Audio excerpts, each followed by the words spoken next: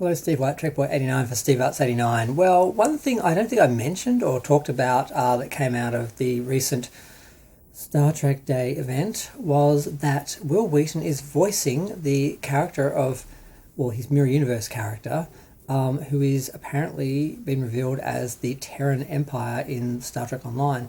Now, I don't play Star Trek Online because I never played games and I've never really gotten into online gaming. I understand that the Mirror Universe is very popular in that, of course, because it's being played by non-Star Trek fans, people who don't even know the difference between Prime Universe and the original canon universe, which is why they think it's the same thing. And I really hate the Mirror Universe being so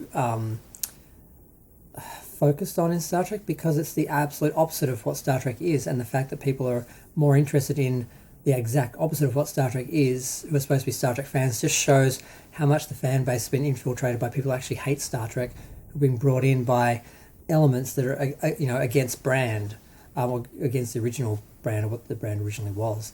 And it's just kind of disturbing and sad.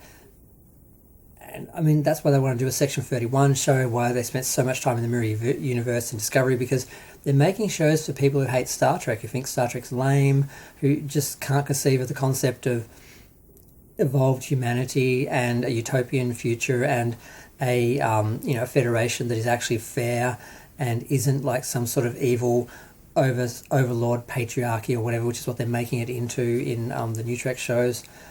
It's just really sad and disappointing. I mean, I get that it's fun for the actors and that to play evil versions of themselves and all that in like a one-off episode or something like that. It was in the original Star Trek, it was one episode. That's all it was meant to be. They brought it back in Deep Space Nine because it suited Deep Space Nine, because Deep Space Nine was this dark pro-war sort of story and pro-religion story, which really flies against what Star Trek was supposed to be about. And it's just kind of maddening that they focus so much on it, because it's really the opposite of Star Trek. It's the anti-Star Trek, and it's popular because the people who watch New Trek hate Star Trek because it's so different from Star Trek. They can watch New Trek and enjoy it, and hate and mock the original Star Trek because they're totally different things, and they can totally get involved in the Mirror Universe version of Star Trek through New Trek because they hate Star Trek. And it's just really weird and sad. And I just want to comment on it. I mean, good for Will Wheaton to get another role, more work. And the art is interesting, particularly the art of the image where they've got his face basically breaking apart in the little, is it octagon shapes? That is sort of symbolic of Vija because of the shapes that it used in the wing walk or the spider walk or whatever those little bridges were that came out to the Enterprise when it was inside, right near Vija, and they had to walk across to it. And those break apart, and you see on the inside, you see Vija being approached by some people, and it's all red, like it was later in that sequence and that. So that's interesting, but aside from that, I really don't care.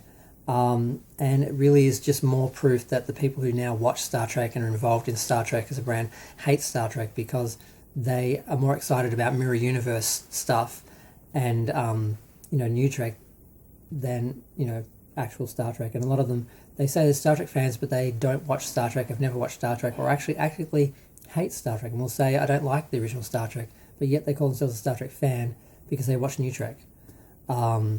It's just bizarre. I just had to have a rant about it, because it's just maddening when you're a Star Trek fan and you love what Star Trek was, and you really believed in that world and that universe, and it meant a lot to you, and you supported it, and you part of a community that supported that, then to be told, no, you're not big enough, we want to just destroy what you love, get rid of that, and make it into this dark other thing, because that appeals more to generic science fiction fans who don't believe in utopia and expect science fiction to be cynical and dystopian. So we're just going to make Star Trek dystopian so it appeals to more people, and we don't care. You can just go to hell. We don't care what happens to you. We don't care if you lose the show that you love, and we don't want to hear you're complaining and mourning, Star Trek or anything. Just go away, because, apparently the years that you spent thousands and thousands of dollars supporting our franchise, that doesn't matter, because we have all these new people who don't spend any money, but we value them more for some reason. None of it makes any sense.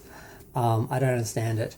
I don't understand how long-term the franchise is going to benefit from this. They may get more people on Paramount Plus watching, maybe than if they'd stuck with Star Trek's original formula.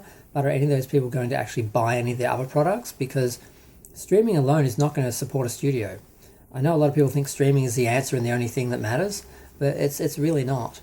That's why, like, for example, DC is pulling back on the streaming and putting movies back into the theatre and getting rid of things that were being made to support HBO and promote HBO in favour of things that are actually going to go into the cinema and actually make people buy products and actually pay again.